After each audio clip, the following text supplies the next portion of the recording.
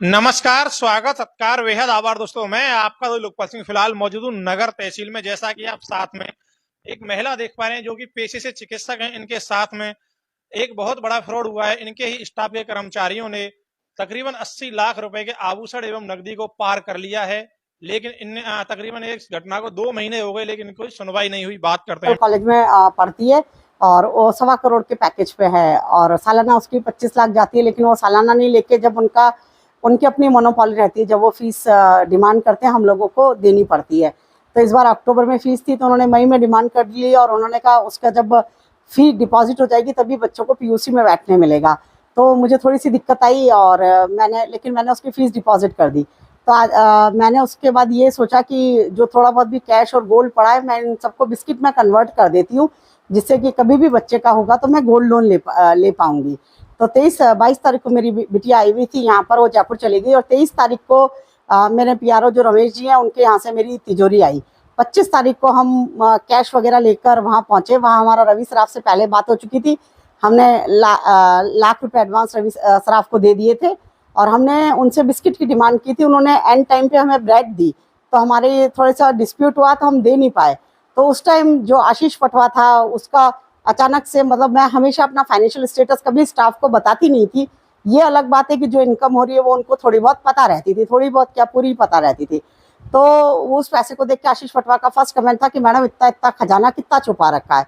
तो मैंने इस बात को नज़रअंदाज करते हुए उसकी जो क्रिमिनल सोच थी उसको मैंने इतनी जल्दी भाप नहीं पाई, क्योंकि मुझे लगा नहीं कि ऐसा कुछ बड़ा हो जाएगा।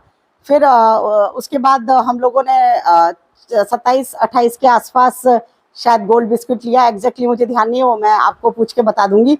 28-29 तारीख में मेरी एक बड़ी तिजोरी थी जो मेरे ड्राइवर कालू की यहाँ रखी हुई थी।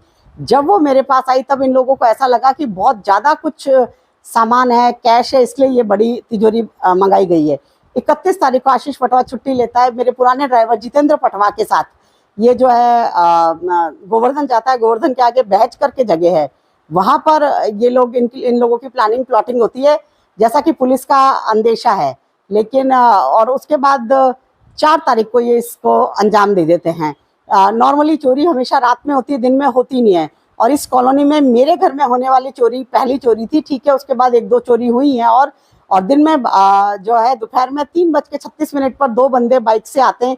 3:38 पर एक ही बंदा एंटर करता है और 3:55 पे वो बंदा उस इतनी भारी तिजोरी को, जिसको 5 लोग सिर्फ घसीट के लाते हैं, उठा नहीं पाते, उसको बच्चों की तरह तोड़ के और सारा सामान लेके चला जाता है। उसके अलावा एक मेरा बहुत पुराना मेरी मम्मी का गिफ्ट किया हुआ वैनिटी केस होता है, जिसका कि मेरे और आशीष पटवा के अलावा किसी को पता नहीं कि इसमें भी कैश रहता है। वो बंदा, जैसे कि उनको पहले से सारी रैकी सारी इंफॉर्मेशन हो, वो बंदा उसको भी तोड़ता है, जबकि उसके पास पड़ा हुआ सुंदर दूसरा वैनिटी केस वो छूता भी नहीं है, वो कपड़े हिलाता भी नहीं है, केवल उस वैनिटी केस को तोड़कर और उसका सारा कैश वगैरह लेके जाता है। जैसे ही चोरी का हमें, और उस दिन मुझे, हम लोगों का, मैं ब्राह्मण हूँ, हिंदू हूँ, तो हम लोगों का दूसरा बड़ा मंगलवार चल रहा था। जेठ के महीने में 4 बड़े मंगलवार आते हैं। तो मैंने केले का कैरेट और गुड़ का कैरेट ले रखा था। मेरे को नॉर्मली ध्यान था, मैं बस स्टैंड जाती रहती हूँ कि बस स्टैंड में बहुत बंदर है, मैं उन्हें खिला दूंगी। लेकिन इंटेंशनली कार में जो बैठे हुए दोनों तीनों जने हैं वो मुझे 8 से 10 किलोमीटर दूर डीक के जो है वहां पर एक डीक चुंगी के आगे एक मंदिर है, वहां लेकर जाते हैं, जिससे कि मैं जितना वारदात स्थल पर देर से पहुंचूं तो मैं ज्यादा उसमें वो नहीं कर सकूं। और जैसी वारदात का पता चलता है मैं इन दोनों को फोन करके बुलाती हूँ। तो आशीष पटवा का पहला बयान होता है कि ना मैडम, ये देखो अर्जुन प्रधान जी इस बगल के घर से निकल रहे हैं और आपकी इस चोरी में अर्जुन प्रधान जी और मेरी इस कॉलोनी के ओनर है पप्पू जी मुड़तिया, और सामने गजिया गार्डन में शिवाजी गजिया के छोटे भाई सत्तू गजिया का नाम लेते हैं। तो मैं गजिया का नाम लेते हैं तो मैं उसे थोड़ा सा डांटती हूँ कि पहले इतना बड़ा सेटबैक है भाई, इन लोगों का क्या मतलब है और इन लोगों का कोई रोल नहीं है। लेकिन 25 मई को मैं एक और बात आपको बताना चाहूंगी। 17.5 लाख में कैश लेकर गई थी, लेकिन आशीष पटवा के पास केवल 5 या 7 मिनट वो बैग अकेला रहा। जब हम लौटे तो उसमें 17।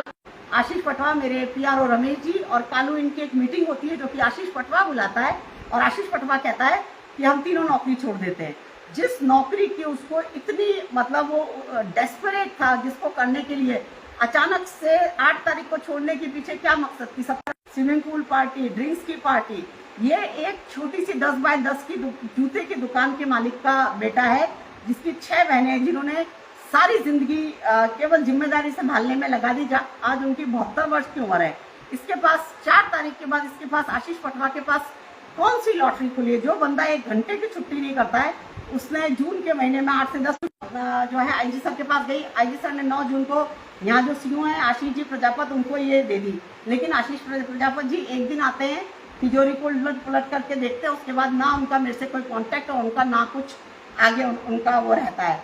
फिर 25 जून को जब मेरे को नीचे अपने वर्कर लगाता है, उन्होंने ही चोरी की वारदात को अंजाम दिया था। जिस तरह से जो वहाँ उस समय प्रमाणित हो रहा था उसमें भी कोई खुलासा नहीं हुआ। निश्चित तौर पर इस तरह से घटनाएं हो रही हैं। तो आने वाले समय में यदि अभी जैसे मैडम ने बताया कि पॉलिटिकल प्रेशर होता है, इससे पहले साल तकरीबन आदरणीय मैडम जी को, माननीय मुख्यमंत्री जी को हाथ जोड़कर प्रार्थना करती हूँ कि अगर ये मेरी चोरी 8 से 10 दिन में नहीं खुली, तो मैं पहले भी बयान में कह चुकी हूँ कि मेरे पास एक्सेप्ट सुसाइड के कुछ भी नहीं बचेगा। क्योंकि अगर मैं सुसाइड कर लूंगी तो मेरे ऊपर जो 40 लाख का लोन है वो लोन सबसाइड हो जाएगा और मेरी बेटी की आगे पढ़ाई जारी रहेगी बदस्तूर।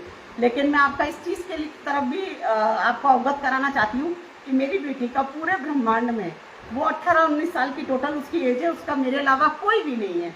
और मुझे सिर्फ अपने आस्तीन के सांपों के कारण, उनकी इस हरकत के कारण, और आज तक मुझे पुलिस से जवाब चाहिए कि आज तक वो दूसरे चोरों को कटुम्बर से उठा उठा के ला रही है और मेरे उसमें उनको मार रही है और बुरी तरह मार रही है। तो फिर जो मेरे जिन पर मुझे शक है, पुलिस उनको जी करके काजू कतली क्यों खिला रही है? आज तक पुलिस ने उनसे स्ट्रिक्टली क्यों नहीं इंटरोगेट किया? कोई भी चोर, कोई भी चाय और काजू कतली पे नहीं बोलेगा और केवल पूछने से कोई नहीं कहेगा कि मैं चोर हूँ।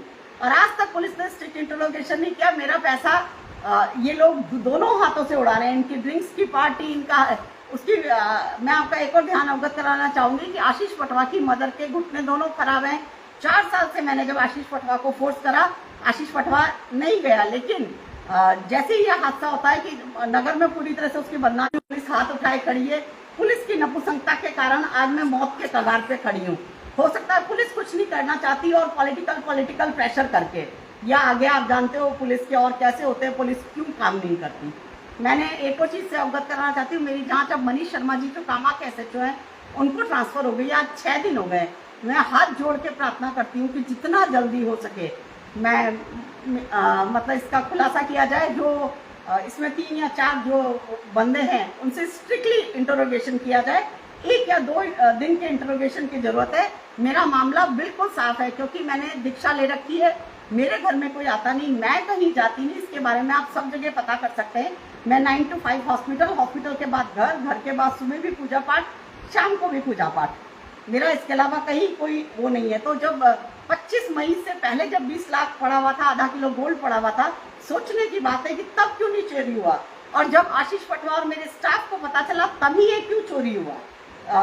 किसी का आना नहीं, किसी का जाना नहीं, और जहाँ ताला कट सकता था वहाँ ताला काटा गया। इसके अलावा मेरे घर में 2 कमरे हैं, लेकिन इतनी अच्छी रहती हुई थी कि जिस कमरे में मैं रहती हूँ केवल उसी कमरे में चोर आया है। ना तो किचन में, ना दूसरे कमरे में, कहीं जाकर किसी चीज को नहीं हिलाया गया है। इसका क्या मतलब समझू? यहाँ तक कि तिजोरी को जो 5 इतनी हैवी और गोदरेज की है, स्टैंडर्ड कंपनी की है, उसको वो एक ही बंदा अंदर आके चुटकियों में तोड़ के चला जाता है। यहाँ तक कि लोगों ने कहा कि शायद मैंने ही कुछ प्लान किया है।